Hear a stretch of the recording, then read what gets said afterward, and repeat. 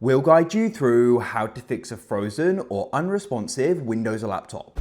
If you find this useful, then consider subscribing and liking the video. This can be annoying because you're then unable to go and use it. We're going to guide you through some different fixes you can try in case one of them doesn't work. And by the end, you're going to go and have your laptop working again. So let's go and get started.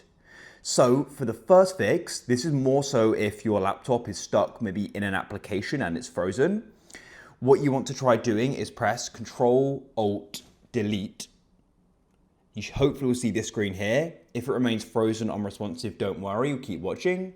Go down and you can press Task Manager.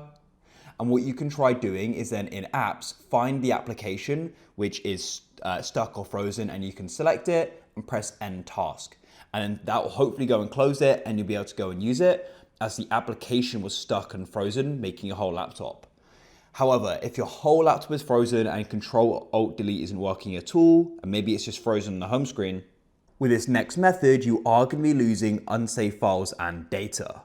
What you need to do is go and find the power button.